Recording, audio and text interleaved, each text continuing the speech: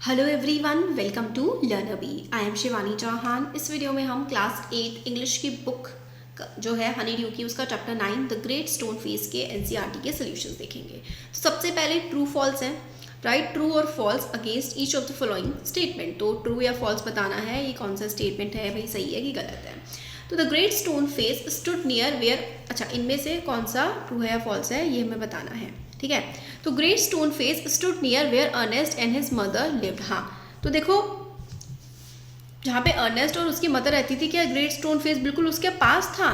तो भाई थोड़ा सा ना माउंटेन थी, माउंटेन और थोड़ी दूरी पर थी, बिल्कुल पास में नहीं थी ग्रेट स्टोन फेस, थोड़ा दूरी पर था। तो नियर नहीं था, थोड़ा दूर था, तो इसलिए ये फॉल्स हो जाएगा। One would clearly distinguish the feature of the stone only from the distance. तो मतलब क्या सिर्फ डिस्टेंस से ही बिल्कुल क्लियरली फीचर समझ आते थे? क्योंकि जब आप उसके पास जाते थे ना तो ऐसा लगता था कि नॉर्मल सा पहाड़ है, पर जब आप उसको दूर से देखते थे तो ऐसा लगता था कि कोई इसमें फेस बन रहा है। तो सिर्फ दूर से ही ऐसा लगता था फेस बन रहा है, पास जाते थे तो वो तो फिर सिर्फ पत्थर और पहाड़ ही लगता था।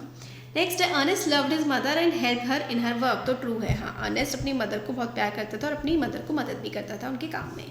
दो not very rich Gathergold was a skilful merchant. तो गैदर गोल्ड क्या स्किलफुल मर्चेंट था? वो बहुत ज़्यादा रिच नहीं था, तो ये तो फॉल्स है। वो स्किलफुल तो नहीं था बट हाँ रिच तो था।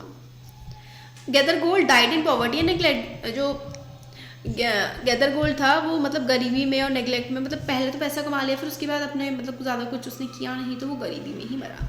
Great stone face seem to suggest that Ernest should not fear the general. तो ग्रेट स्टोन फेस को ऐसा लग रहा था कि अर्नेस्ट को मतलब जर्नल्स के बारे में या मतलब कुछ डरना वरना नहीं चाहिए जनरल से। तो हाँ ये ट्रू है, क्योंकि अर्नेस्ट को लगता था कि कोई और आएगा मतलब जो ग्रेट स्टोन फेस की रिजेम्बलेंस करेगा और कोई बहुत ही अच्छा इंसान होगा। नेक्स्ट है working with the text, page number 130 पर। What was the great stone face? Great stone face क्या था?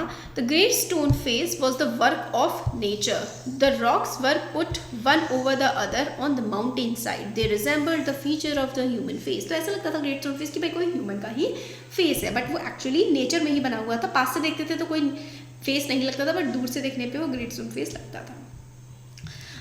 What did young Ernest wish when he gazed at it?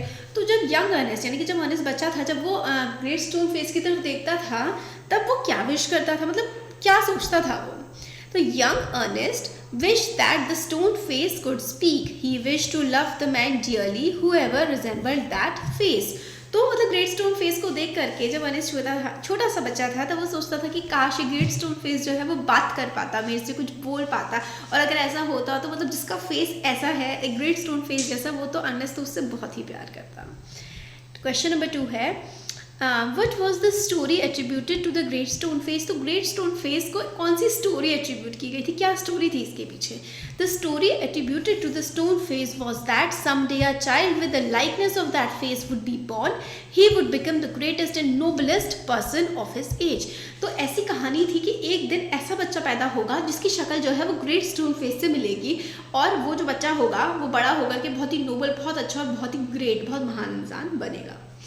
Question number 3 है what gave the people of the valley the idea that the prophecy was about to come true for the first time? तो valley यानी कि उस area, valley होता है जैसे कि पहाड़ों के बीच में जो प्लेन एरिया होता है थोड़ा, उसको हम वैली कहते हैं। तो वैली के इलाके, वैली में रहने वाले लोगों को ऐसा कब लगा पहली बार कि प्रोफेसी अब सच होने वाली है? जो ये प्रोफेसी होती है, एक हिंदी में मुझे फिलहाल पूरा शब्द याद नहीं आ रहा एक्चुअली, कि एक बहुत लंबे समय से कोई बात कही जा रही है कि भाई ऐसा होगा फ्यूचर में, वो प्रोफेसी होती है, भविष्यवाणी types. A young man named gather gold had left the valley many years ago. तो एक यंग मैन था वैली का, गैदर गोल्ड उसका नाम था, वो कई साल पहले वैली से चला गया था। By the time he grew old he had grown rich. जब तक वो बूढ़ा वो बहुत अमीर हो गया। When he return to his native valley a rumour, rumour होता है अफवाह। तो जब वो गैदर गोल्ड वापस आया वैली में, तो एक अफवाह सी फैली कि भाई उसकी गैदर गोल्ड का फेस तो बिल्कुल ग्रेट स्टोन फेस जैसा लगता है। People thought that the prophecy had come true. लोगों को लगा कि प्रोफेसी अब सच हो गई है।